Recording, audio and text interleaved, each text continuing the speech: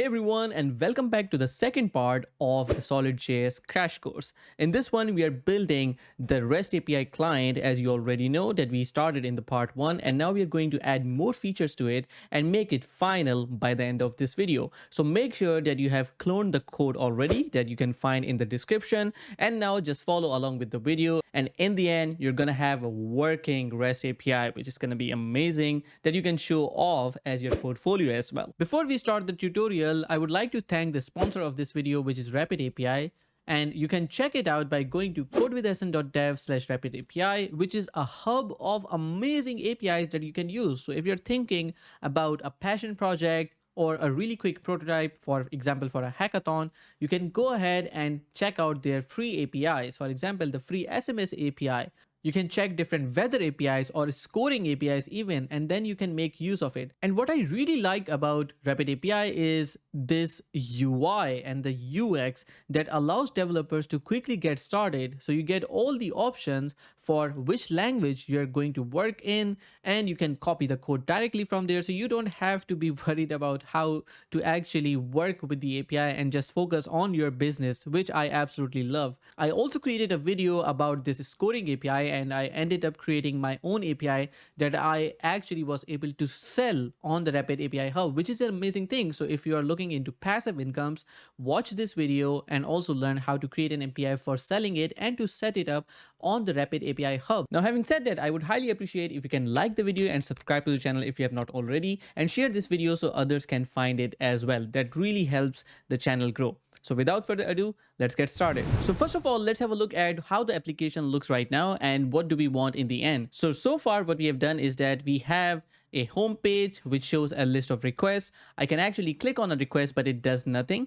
But so far we can add a request via this form. For example, if I go ahead, I could just add a request, and this is persisted. So if I refresh, it will still be there because we are saving this into local storage. We are also able to delete a request. For example, if I wanted to delete the one that I just created, I could quickly do that, and now it's going to be removed. If I refresh the page, it's going to still work. But when we look at the final application, what this entails is much more. By default, we see this message to select a request from the left panel. If you have not already done that, then I can actually click a request and I can see an editable form that I can use to update this request. And I can also make API calls via this whole parameters, and I can see the results as well, as you can see here. So we do show a couple of things. We show the status code, we show the response headers, and we show the response JSON that we have retrieved. You can also see that if I go ahead and do something like this and update it, it automatically updates on the sidebar, and if I refresh, it's going to be persistent. So we need to add all those features, but we are going to do that step by step. And if you have followed the first part of the video, you already know that I provided this gist, and the link should be in the description, which was the SolidJS tutorial snippets.json. But this time we have a new one because this is part 2. So I have some more snippets that I want you to work with,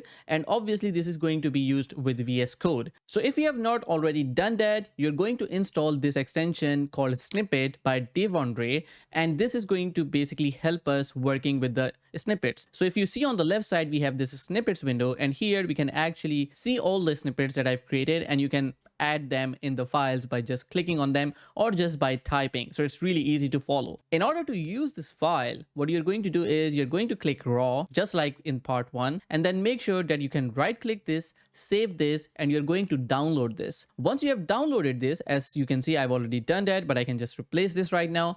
Once you have done that, you're going to go to your VS Code, and then in here, once you have installed the extension, you can just press Ctrl+Shift+P or Command+Shift+P on a Mac and click import snippets. Once you do so, you can basically go ahead and select the file that you just downloaded and just select it, and all would be there. Well, now that we have that sorted out, let's work on the first feature, and that is when there is no request selected, we would want to be able to show this message to select a request from the left panel. So what I want you to do is to go to your VS Code, and in here you're going to go to pages, and inside the pages you're going to create a new folder called request. Inside here you're going to create a file called index.tsx.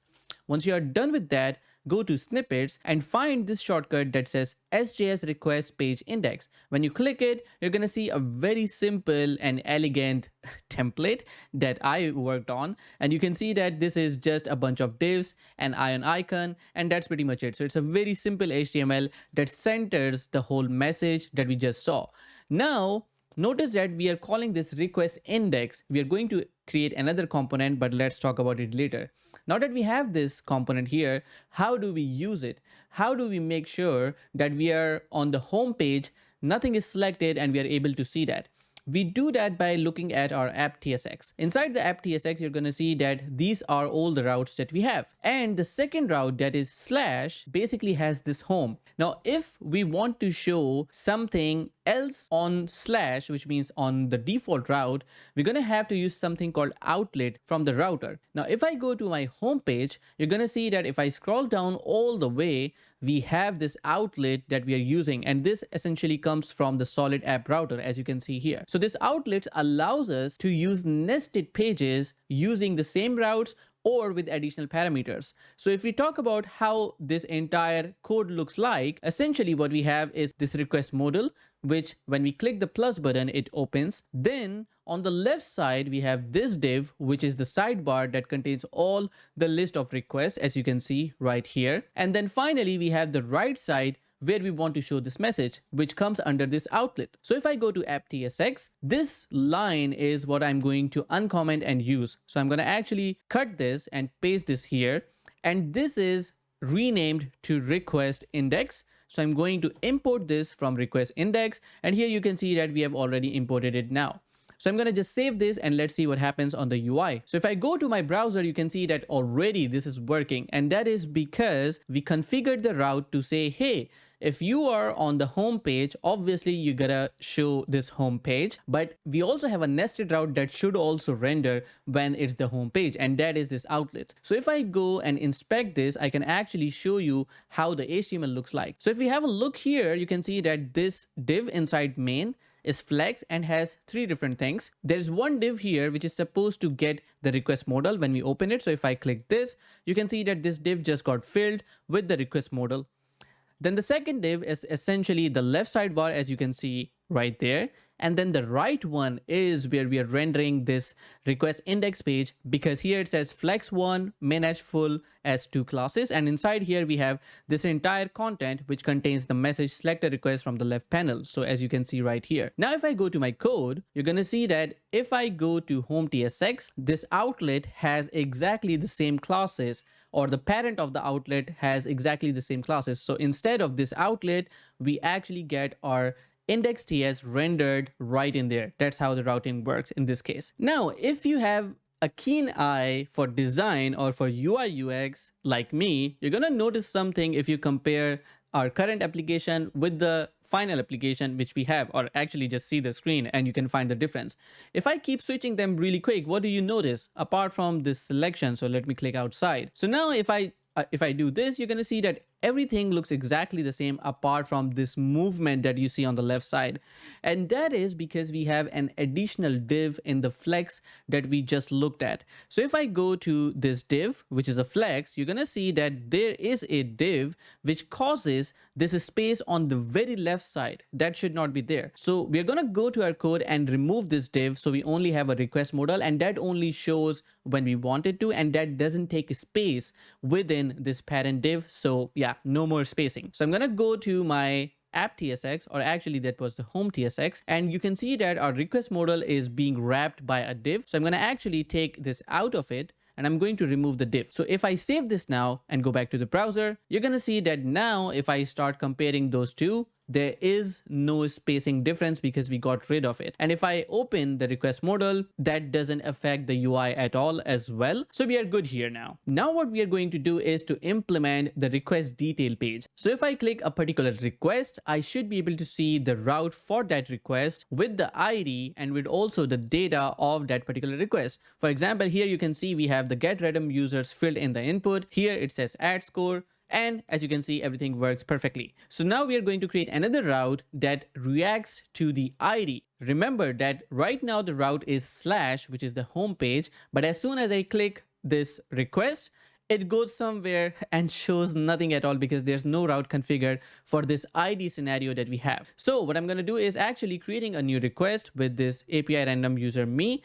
And now if I click this new request, we have an ID that's auto-generated. So I'm going to be working for this one right now. So what I want you to do is to go again inside the pages request folder and create a new file inside. We're going to call it id.tsx, but the ID is supposed to be inside these square brackets. And this is for a particular reason. We want the ID to be dynamic, and we want SolidJS to get the ID from the URL, from the address bar, and then provide into our code so we can get the particular request in our code and render it. This is all the magic of this dynamic routing concept that has now been introduced in almost all the frameworks that we work with today for web development. So now what I'm going to do is I'm going to go to snippets, and here you have the next snippet, which is SJS request by ID page. So you're going to click this, and now we have some more code. What I want you to look at closely here is that we have this div inside which we are using a flex, but inside here we're using a switch condition. SolidJS provides this switch component or wrapper,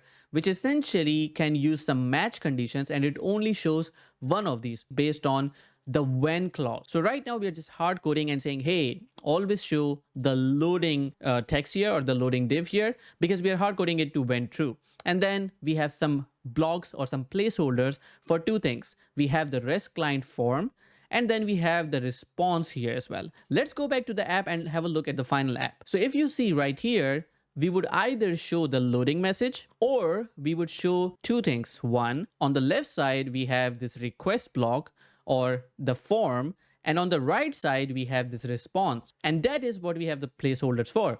One for the form and one for response. Easy peasy. Now what I'm going to do is I'm going to save this. And notice that the name of this component is request by ID. So now that we have this component created, we're going to go and register this for a route. So I'm going to go to app.tsx, and inside here, you can see that we have some code. I'm going to just uncomment this, and I'm going to rename this REST client to request by ID. And I'm going to remove this data fetch for now. So if I go to my app right now, you're going to see that we don't have something selected. But if I select this one, you can see we see loading. So that means our newly created route at least works. And we see loading by because we mentioned in the code that when it's true, you're going to just show this. And when false, then yeah, you're going to render it, but this is not going to work right now. So how about we work on a tiny little thing on the UI that we probably missed or will miss if we don't, if we don't focus.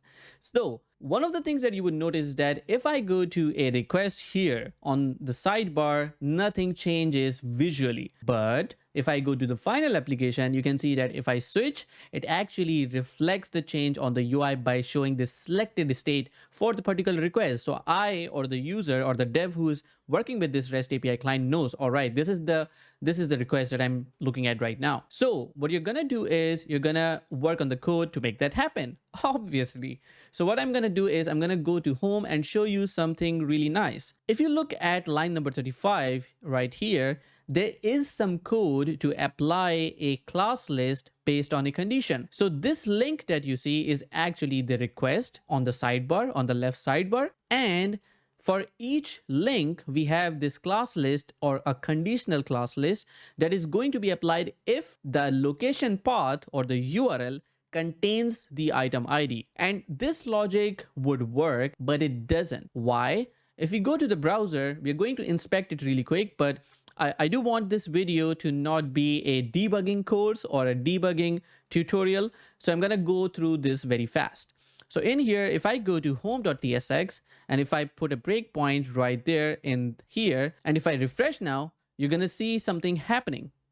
Here you can see that the location has no path name, although here we are expecting the path name to be 2, which is the ID of the request. If I go to the other request, for example, right here, this should be in the path name and this is not. So if I refresh again, you're going to see that the location.pathname is still empty. So why is that so? Because this location that we are working with right now is something that is provided by the browser. And the implementation would differ from browser to browser, or could differ from browser to browser. So Chrome could have something different and Firefox could absolutely blow your mind. But what we want to use for location is actually something from the Solid router. So what I'm going to do is I'm going to go to the home component, and just below this show modal, I'm going to create something. I'm going to say const, location equals, and I'm going to use this use location hook from the solid app router. When we use this, the location being used here becomes the location from solid router, and that essentially helps us getting the path name because solid internally resolves that. So if I go back and refresh with putting a breakpoint, you're going to see something interesting. You can already see that on the left side, we can see this being active. I don't know why I can't put breakpoint because I added a new line. So in this case, the location that you see here has a couple of things now, but if we look at the path name, we get it. And then we can compare it with each item, and the one that's active essentially gets to be active and really cool purple, as you can see. Now that we have made this more visually appealing, I want to talk about performance as well. For example, we would want to make sure that if the user has low network connectivity or a device that has a low CPU, for example, a mobile device, we want to save the user's assets or the user's expenditure. So in this case, we are going to talk about network call and network expense. Imagine that the user comes to this app and tries to explore around and doesn't even click any of the requests. Should we then load all the assets for the request detail page or the route? Maybe not. Let's see what happens right now. So if I go to inspect and if I go to network, I'm going to actually remove all the breakpoints. I'm going to remove this. And if I go to network, I'm going to just filter this by request. So I'm going to say REQ. And if I refresh, let's see what happens. Right now, you're going to see that we get 3 different files downloaded. One is the request model, which obviously is triggered when we click this. So obviously we need it when the app loads. Then we have the id.tsx, which is the one that you would see when I click a request. And then we have index.tsx, which is this one that shows this. So I have not clicked any requests so far, but I still have this id.tsx imported. And the reason for that is if I go to my app.tsx, when we are actually assigning this request by ID right here to a route, by default, it has to know what that component is and it has to load it. And that's why we load all the assets. So how can we go about that? We can lazily load this by just doing something like const request by ID. And then here we can use the lazy function from the solid app router, which essentially takes a function. And inside here, you can say import, and import basically can get the pages, request, and then the ID. And if we do this and remove this one, it will automatically be lazily loaded. So I'm going to save this and show you what happens. So if I go back to my browser and refresh, let's see what happens. By default, you can see that now we don't get the id.tsx because we have not yet clicked on any of the list items or the request items.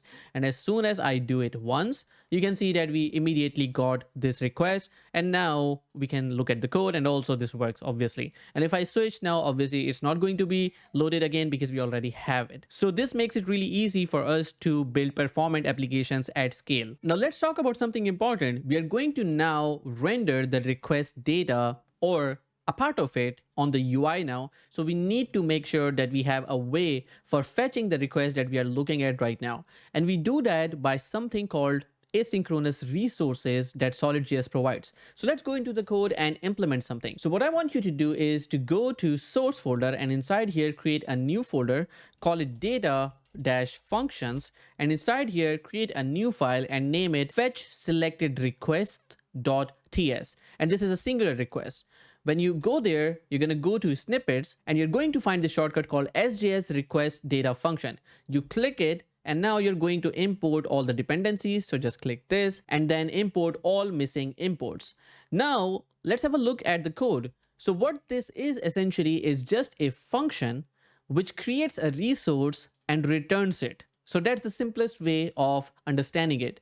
You can see that this request or the create resource function comes from SolidJS. So this is something native to SolidJS, not with the app router. So a resource is something that SolidJS provides because we want it to be changed on some dependencies. So what this create resource accepts is 2 arguments. One, what does it have to look at in terms of changing? So in this case, we want to say, hey, whenever the params change or the ID change, then you should do something or you should get the new resource. And the second parameter is the function that gets the resource. So the first one is what this is based on, and the second one is the fetcher function. So this fetcher function right now is a very simple one, and also some a bit hacky because I want to show you something. So this one returns a promise, and obviously when you're going to fetch resources, you're either going to have an API call or something, or you might be doing something asynchronous. So it's good to use promise in this situation.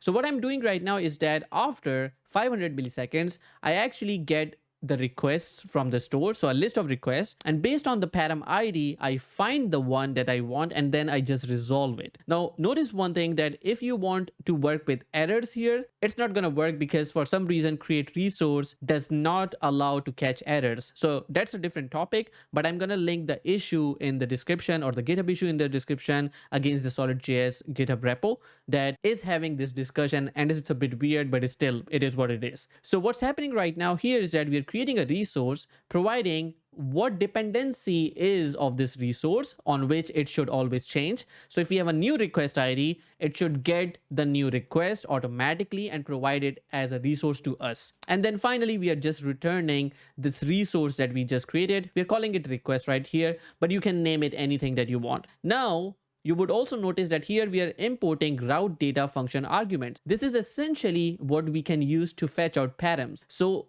this function is supposed to work with Solid App Router to get the params and get the ID, because we are using this ID TSX, right? So when a person goes to a particular request, we already have the ID. This ID would come inside this params object, and then we are going to take that ID and then we are going to get the particular request from there. Now that we have this function created, we want to be able to use it, right? So I'm going to go to app tsx, and inside here we are going to add a new attribute. So I'm going to add it just before this closing bracket here. So I'm going to go ahead and say data, and here you can provide the data fetching function. So here I'm going to say fetch selected request, and we are importing it from the correct folder. Now if I save this, this is going to trigger every time we go to the particular page. Now that we trigger it, we also want to retrieve it inside our IDTSX because we want to be able to render it, right? So in here, I'm going to go and say const request. So I'm using the same name, but you can use anything that you want. And this request is going to be of type resource, because remember what we did, we actually used the create resource function. So this is going to be of type resource. And what kind of resource is it? It's the iREST request type of resource. And then I can say something like use route data from SolidJS app router. So I'm using the use route data hook, which will trigger every time this ID is changed or I'm clicking a different request. And once I get the latest route data, I can essentially get it inside this request. And that means that I can now render it. One really good thing about request, or essentially a resource from SolidJS, is that you have things like request.loading, which means that you can show some UI while the request is being loaded. Remember that I said that I put something hacky in this function, that I'm resolving it after 500 milliseconds. That is exactly because I want to show you this thing working, that the request is loading and this shows for 500 milliseconds. Then once you have the request, you can then show the data. So what I'm going to do here is I'm going to say if we've got the request, which we get it via this accessor, and you would know that if you have followed the first part. So now if we got the request, then we are going to essentially render the data. So instead of this, what I'm going to do is I'm going to use a pre-tag here, and then inside here we're just going to stringify this data and render on the UI. So request is going to be here null and 2. So we are formatting this, and this is supposed to be json.stringify and not JSON. So stringify. Now let's save this and try this out and see if everything works. So in my application, if I go and click any of these, you can see that it shows the loading and then it shows the JSON of that particular request. So if I move around, you can see that for every request, it goes ahead and fetches the information and shows us the data. And as I mentioned before, this is not going to be a debugging tutorial, but what I would encourage you to do is to open the inspector, the Chrome inspector or the Firefox debugger, and then put breakpoints on every place in the fetch function, in the component where it uses the use route data and fetches it. So you can see how the flow goes and how do we get this data really quickly. But I'm going to move very fast in this tutorial to not make it too long and boring. Now that we are rendering this hard-coded data or this very ugly UI, How about we actually render something like this, which is the form that we can use to click send button and make the API calls, but also to update this request. So if I say, okay, click outside, notice that this updates right here as well as soon as I blur. So I can remove this outside and you can see that it updates itself. So now what we are going to do is that instead of this pre-tag, let's actually use the form. And the beauty of this whole architecture is that we already have a REST client form,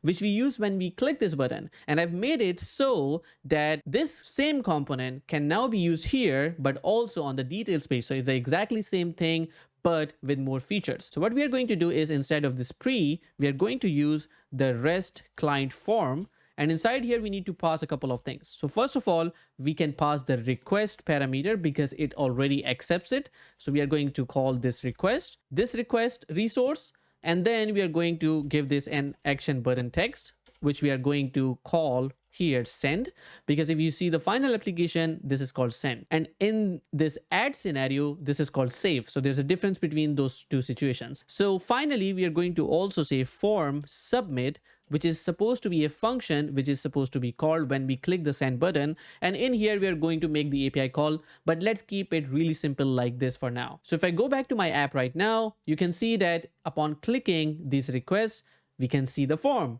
Yay! But there's a problem. And the problem is that if I click get scores, I see new request. Why? Because we are passing the request, but this form does nothing with it so far. And this only shows what you show exactly on creating a new request. So when we create a new request, we put the default values to new request and the method to get. And this is exactly what's happening right now. So what do we want to do? We want this client form or the REST client form to see if it has got a request as a prop. And if yes, then fill the form values, and it should also change the values or re-render when we have clicked a different request, for example. So now what I'm going to do is I'm going to go to the REST client form. So let's go to REST client form.tsx, and inside here we are going to look at the props. You can see that we accept a request. We also accept a form submit, a form update, and action button text. We're going to talk about the form update later, but look at the request. This request is not used when we are creating a request, but this is used when we are going to update a request. So in this case, you can see that we are taking out the request right here. So what we can do is that we can create an effect, and that effect would look at this request, and as soon as the request changes, it's going to update this form group, the control group. And if you have not seen the part 1, you're probably not going to understand it much, but essentially we have a form group for 4 different things.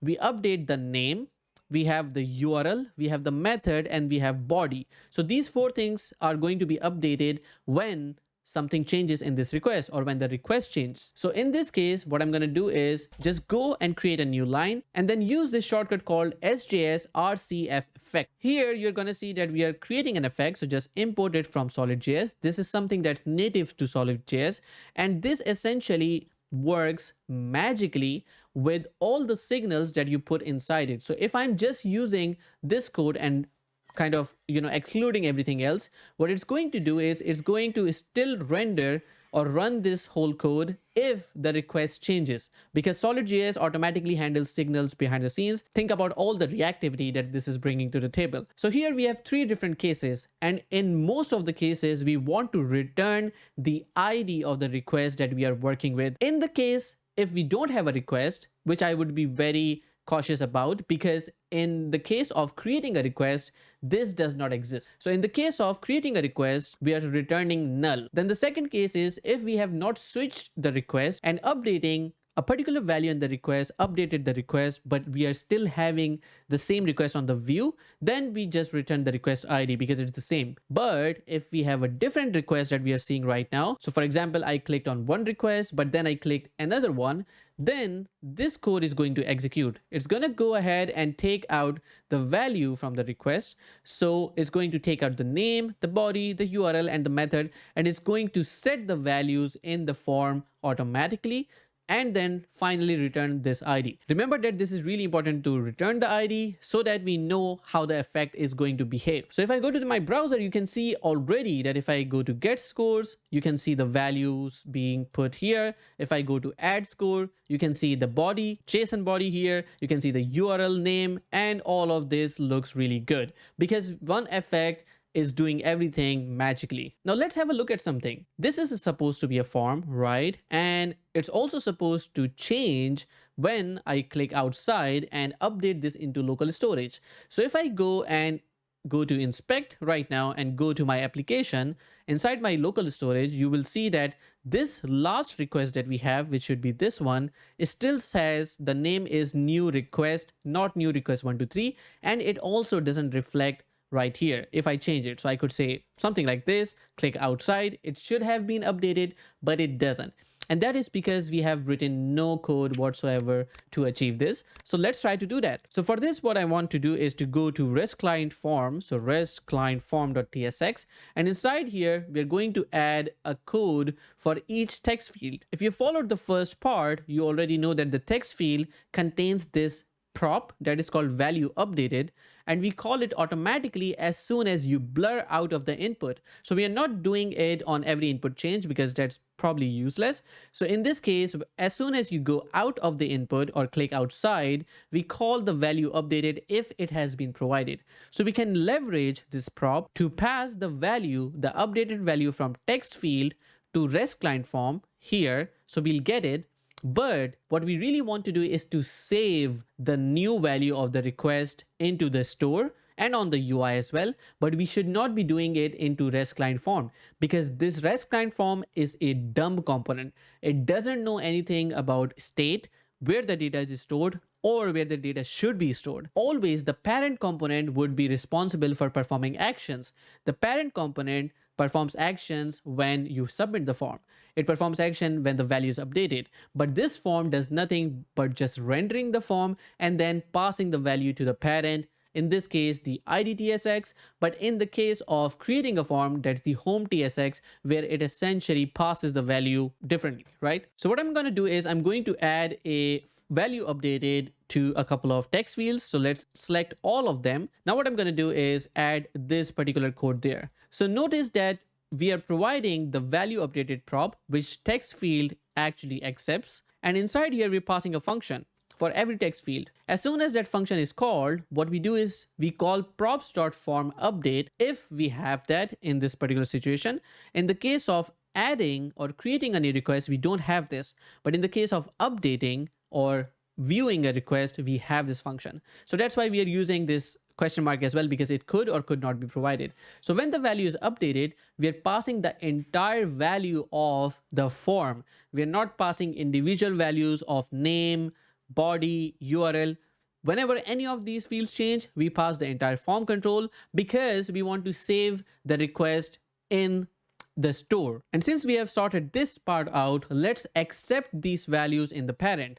So here we're going to add another thing. We're going to say form update, which is a prop that the REST client form accepts, and we're going to pass a function here. This function is just going to log the values that are coming in. So here I could say something like form control value here. Just for the sake right now, I'm just going to put any here. Please don't tell anyone that I've put that here. It's not good for my reputation. So I'm going to quickly go ahead and say console, or not constant, but console.log. And here I'm just going to say form control value. So I'm going to go to my browser here, and then I can click here. And then I'm going to go to console, clear this and say 1, 2, 3, click outside. And you can see that we got this form control value, which is essentially a proxy that SolidJS uses like everywhere. So in this case, if I open this, you can see the value in the target is the new value, which is new request 123. But here you can see that it's neither reflected on the left side, nor it is reflected in the local storage because we have not updated it, right? So now let's actually update it and save it into the store.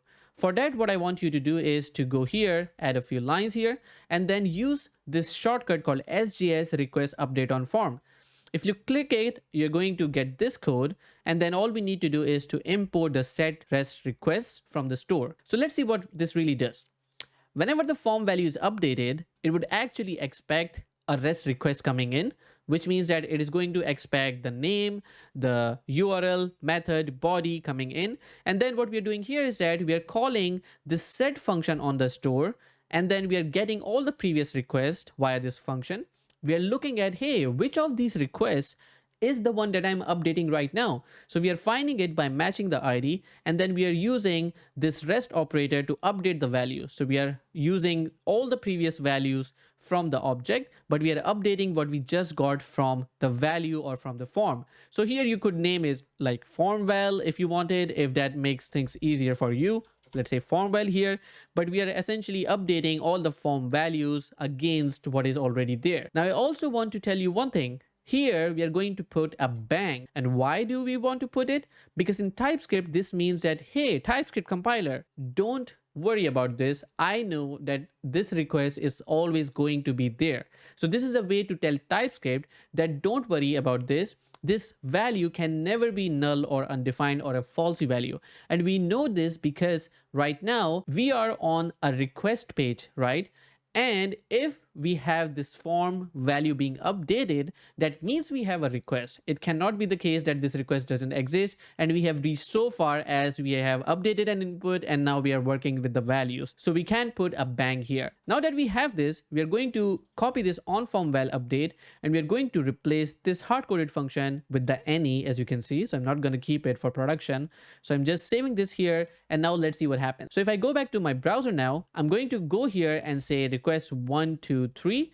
Pay close attention to the local storage here. As soon as I click out, you can see that the local storage automatically got the new request 1, 2, 3. And we also can see it on the left side, which means that now if I change anything right here, it's going to reflect on the left side. So how about we do something like this, results equals to 10 maybe. And then if I do this, can I press the 0 button? Yes, I can. And now you can see that it reflected here. And now it's also reflected right here in the local storage. So now the persistence layer of editing the form also works for us. And now there's one thing I want to really do, and that is if I go to the ad score and if I look at the body, this actually hurts my eyes. And that is because this is a JSON and I want prettified, pretty code everywhere, wherever I want to see it. So in this case, how about we format it whenever you click outside of it? So we are just going to make it pretty, and then that's it. Not much of work. I'm going to go to my code in this case, and now what I want to do is to go to REST client form, because I want to do it as soon as this text field with the value body or with the type text area gets updated. So now you can see that this is working with the request control of body, and in here we are just passing this form update. So we are going to create another function to first make it pretty and then pass it to the parent, in this case the IDTSX. So in this case I'm gonna just add a few lines, and now what I want you to do is you want to use this shortcut called sjs rscf body update func. So you click it, and here you can see that we have some code here, and this is really nice to understand because you're now working with forms. So we have a couple of conditions. First one is if we don't have a value in the body control, we say that this is not counted as an error. So we set the errors to null, not an error. So this is still valid. The form is good to go. The second case that we have is that if we have a value, then we want to parse it first. Then we're going to stringify it to make it pretty. And then we are going to assign this value to the form control, the body form control. And then we are also saying that this is okay, no errors whatsoever. But if we did have a value and we also failed parsing it, which means it's not a valid JSON, then we catch the error and then we set the body control and we set the errors on it saying this is an invalid JSON true. You can essentially put any key here, but as long as this set errors has an object that says true, that means that the form will become invalid. And we are going to have a look at that. Finally, in either case, we are just passing this value to upwards to the IDTSX in any case. So now let's use this function instead of the one that we are using on the text area. So I'm going to go ahead and replace all of this with this function. Let's save this and try this out. So now if I just click inside and click outside, you can see that boom, we have this formatted pretty JSON right there in the body input. Now what I also want to show you is that if I add something weird here, click outside, you can see immediately we have this button disabled, because in our REST client form, we have written this code in the first part of the video that if the form is invalid, this thing becomes disabled. And this is really cool. But if I remove everything, then we have written the code right now that it's okay. So you can see that it becomes enabled. So you either make it empty, don't pass anything, or you provide a valid JSON, and that's how it's going to work. So I can make it disable, fix it, and now it's all good. Now let's talk about actually making those API calls, right? Because we want to see the response. And to make the API calls, we are obviously going to install some packages. So we're going to go to our terminal right now, and inside the project, we are going to run pnpm install axios and pnpm install savedev types axios, because types are for development environment. So we are installing axios, which is a really famous package for making API calls, and it's really handy to use that. Now that we have installed the package, what I want you to do is to go to your code. You can close all the files that you have so far, and inside here in the components, you're going to create a new file. You're going to call this REST client output.tsx. So we had a REST client form. Now we have a REST client output. And this is going to be the component that renders on the right side. This one, it should contain the response status and the UI for it, then the response headers, and also then a results view where we can basically inspect the JSON. So now what I'm going to do is I'm going to go to snippets, and you need to use the one that says SJS RCO. So SJS REST client output. So in this code, we have three sections, as I mentioned before. The first section is the one that shows the code or the status. So here you can see the code.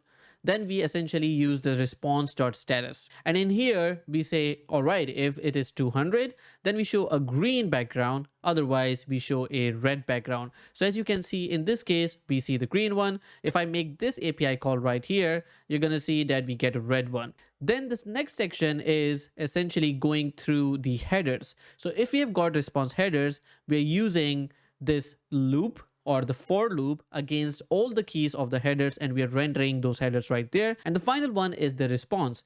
And as you can suspect here, we don't know what JSON viewer is. So we're going to install another package. So do run pnpm I, and then we have this Alina KSU and then JSON viewer. So install the package right now.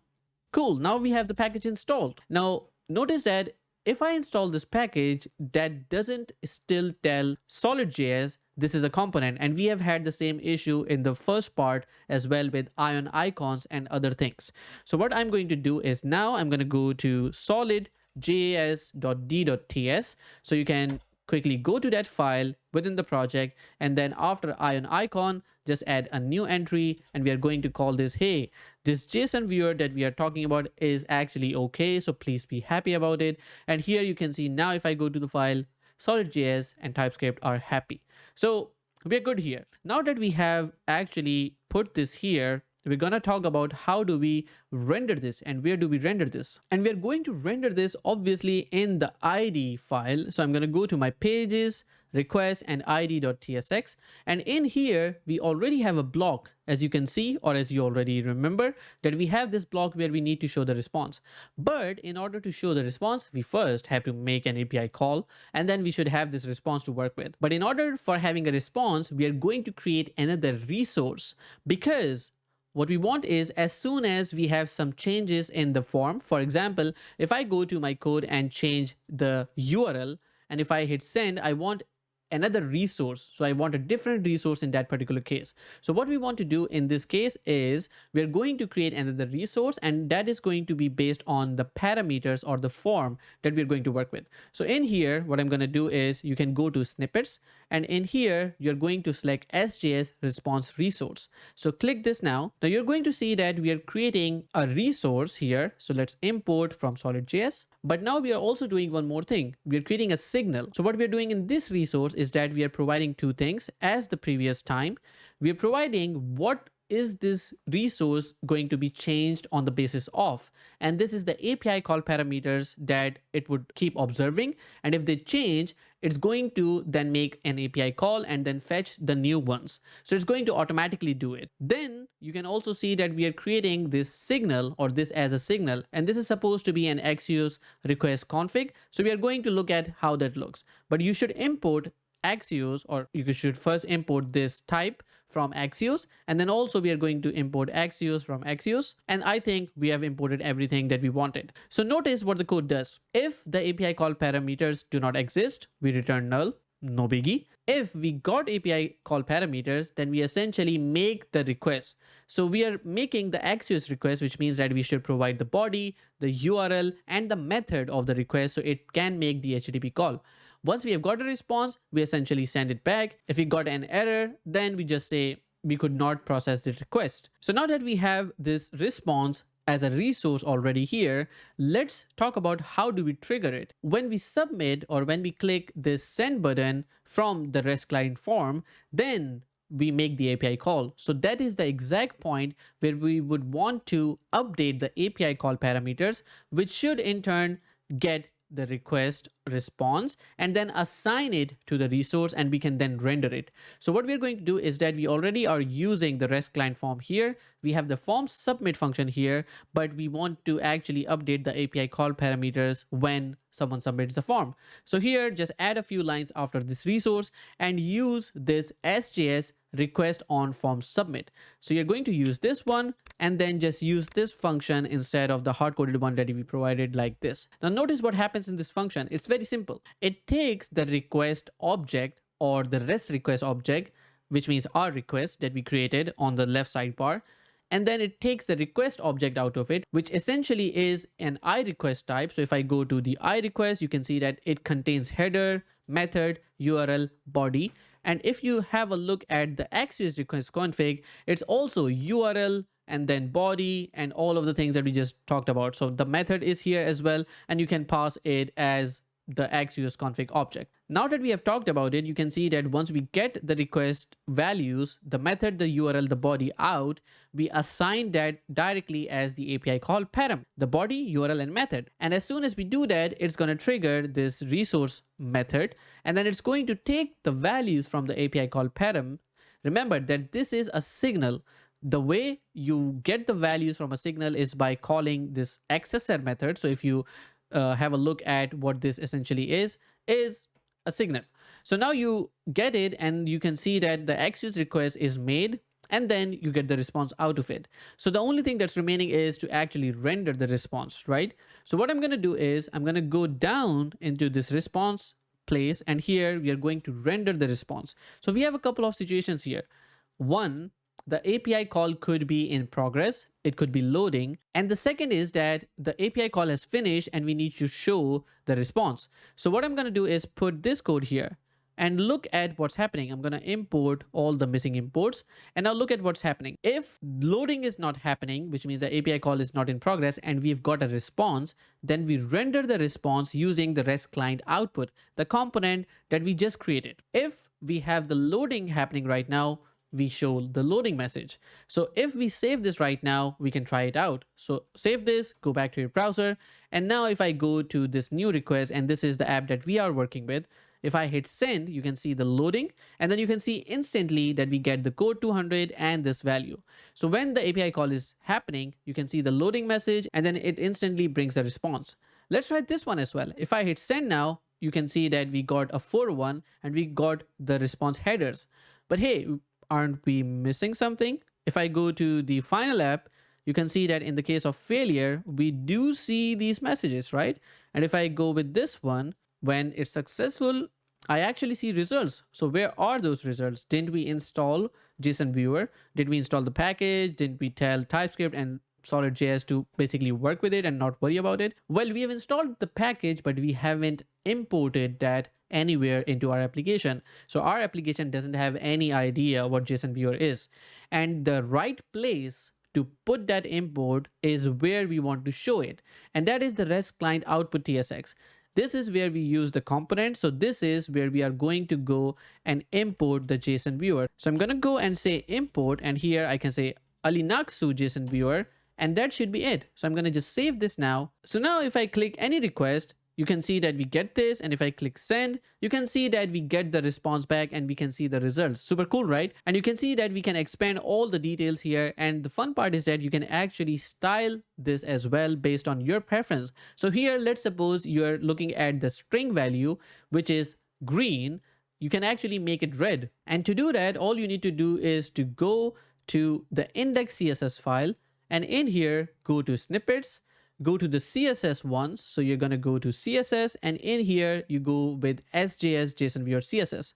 If you add this here, you're going to see this string color, which is right now green. So we can actually change this to red. So how about we click this and then we change it to red like this. And if we save this, go back to the browser, now you can see that it is changed to red, and as such you can customize how it looks really. So I'm going to revert it back. I like green more. And now let's talk about some of the edge cases that I want to implement before we finalize this application. For example, now that we see these results, what happens if I actually switch to another request? You can see that the request updated, but we still see the response from the previous one. And that's not really pretty. No one wants to see that, right? So as soon as we switch to a different request, we should be getting rid of this response. So we are going to do that really quick. We're going to go to the REST client output, or actually the ID TSX. And inside here, we're going to create an effect. The effect would essentially say that if we have a change in request, we are going to call this mutate function for the response resource with null, which means that we are mutating the response manually, and we are not really relying right now on the API call params. So we are manually mutating this to null. So here we're going to say create effect, and then we are going to call a function. And inside here, we are just going to put this code that says request. If there's a request and we use the ID, then we do mutate, and then we are providing a value of null here. And then I'm going to put a bang here as well, because that should always exist. Now, what this really means that if we have a request, then we want to make this response side null, which means that this is then not going to render, because we use this show, which has to have this response. Otherwise, it will not render the output. So if I quickly go to the browser and show you how it works, if I hit send, you can see that we get the results. But if I click something else, see what happened? It actually stays there for a while unless the request changes. And the fun part is that since we have that 500 millisecond delay in our request, as long as the request doesn't change, or we don't navigate to the other page, or actually we navigate to the other page but the data has not been retrieved, it still shows there. And that is not really cool. So what we want to do is probably that as soon as we click something or a different request, this should go away. And to really handle that, what we're going to do is to put a condition here. So here for the response, we are going to say, show the response if we have a response, and we are not loading the response, but also we are not loading the request. So I'm going to say request.loading should also be false in this case. So no request is loading, no response is loading, and we have a response. Then we show it. So if I do it now, let's see what happens. So I'm going to click this, click the add score, and boom, you can see that as soon as I click this, I navigate, go into the fetch cycle, and then the request or the response is actually gone. So that's what we wanted. Now let's talk about another interesting use case. If I add a new request, let's call it the newest request here, and then we add this here and hit save. If I go here and then if I hit send, we have a response, we have a request, but what happens if I go and delete this request, right? If I delete this, you're going to see that we still have the request on the view, which is stupid. But if I go to a page and then come back, I see nothing. So there are two different weird cases here. One, when we delete a request, we should not be on the same page because it has been deleted. You should go away to a different situation. And then if I'm coming back to a request that's deleted, I see nothing on the UI, no clue to the user or the developer on what's happening in this case. So what we are going to do is handle the first case right now. So if you go to the home page where we have the delete trigger, not the home CSS, but rather the home TSX. So home.tsx. If you go down to the ion icon, which has the name trash, which is for deletion, you're going to see a commented code there. So you're going to uncomment it. This basically says that, hey, look at the URL on the browser when you're deleting a request. If the location contains the same ID as the item I'm deleting right now, which is basically saying that we are deleting the currently request being viewed, then you navigate to the home page. So this navigate doesn't exist. So we are going to use a hook from the Solid App Router that's called use navigate. So here you can go ahead and say const, and then you can say navigate, and here you can say use navigate. Once you do that, you are able to essentially fulfill the use case. So if I go to the browser right now and go and create another one, another request in this case, I'm going to click plus, and here I can say newest, click save. And now if I go here, it seems like I actually broke the app. So let's actually see why that happened. In this case, if I go to my console and see cannot read properties, undefined reading ID. All right, so it's not able to get the request in this case. All right, because the create effect also triggers when there's no request. Makes sense. So in this case, we can go to TSX and fix this by putting a question mark here. So if there is a request ID, then we mutate null, otherwise we don't. So I'm going to save this, go back to the browser and see it happening. So I'm going to refresh. Now you can see that this works, so we are good. So now if I delete this newest request right now, you're going to see that we immediately go to the home page. And here you can see it says select a request from the left panel. You can also revisit the URL, which is slash right now. So we are good in this case. We also have this use case where we said, hey, if I go back now, you can still see a blank page because it tries to show you something.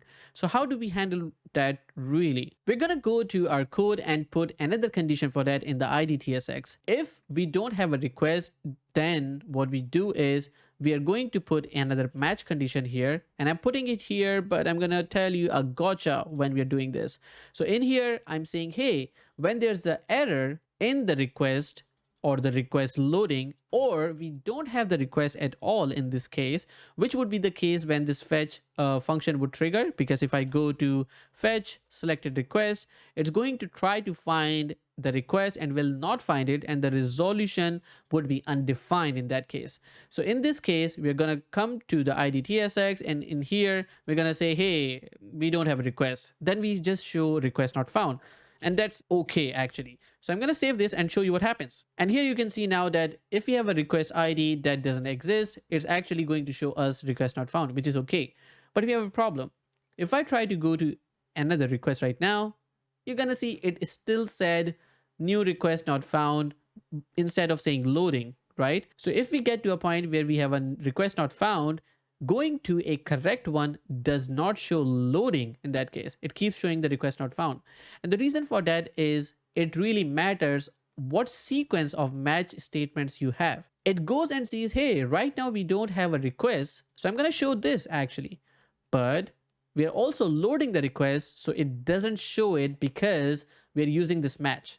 So what you would want to do is instead of putting it here, you're going to put it at the end. So if we have a situation where we don't have a request, then we show it. If the request is loading, in that case, we're going to show loading. So let's try the same situation out again. So now what I'm going to do, I'm going to create another one. I'm going to say newest request. I'm going to put this here, save this, go here. And now you can see that I can make an API call. Now, if I delete this, I go to home, I press back, it says loading and then request not found. But if I now go to this one, you can see loading now. So it shows loading because that's the first match condition. So it's really good to know when you're working with SolidJS. Now there's also one weird issue, and I think it comes in the category of providing really good user experience, or in this case, maybe dev experience. So if I click this plus button, add a new WES request and click save, in order to view this or actually make the API call using this request, I need to have another click here, because right now I still have the previous request selected, or whatever I had before is the selected one. So wouldn't it be great if we add a new request, it automatically switches to that, so we can make the API call without having to have another click here? That would be awesome, right? So let's do that. So I'm going to go to the home TSX, and in here where we have the request modal, you're going to notice that on modal hide, we have this parameter here, but we're not using that. So if we go to request modal, you're going to see that we have this props, and in this prop, we have on modal hide.